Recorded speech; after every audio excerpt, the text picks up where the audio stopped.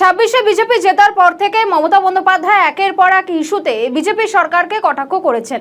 কেন হকার উচ্ছেদ হচ্ছে, কেন পুনর্বাসন না দিয়ে হকার উচ্ছেদ করা হচ্ছে বিভিন্ন জায়গায়, এই দাবিতে রীতিমতন মমতা বন্দ্যোপাধ্যায় সরব হয়েছেন যে পুনর্বাসন চাই হকারদের জন্য। কেন গ্যাসের দাম কমছে না, একাধিক ইস্যুতে বিজেপিকে তুলোধনা করেছেন মমতা বন্দ্যোপাধ্যায়।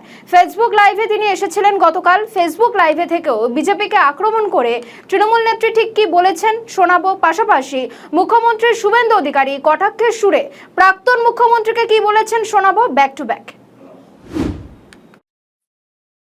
কেউ কেউ বলে ইলেকশনে জিতলে নাকি, যদিও আপনারা সেভাবে ইলেকশনে জেতেননি, সবাই জানে, লুট করেছে।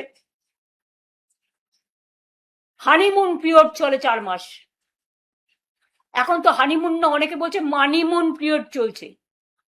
মানিমুন বুঝতে পারছেন?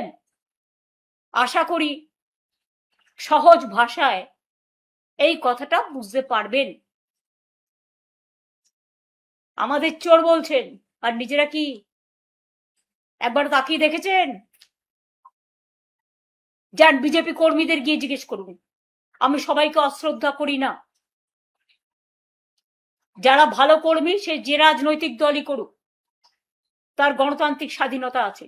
কিন্তু আপনাদের মতো এত অত্যাচারী, স্বৈরাচারী, ব্যভিচারী, দুরাচারী রাজনৈতিক দল এবং সরকার আমি জীবনে দেখিনি।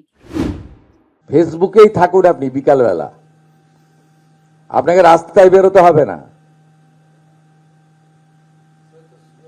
আপনাকে রাস্তায় বেরোতে হবে না।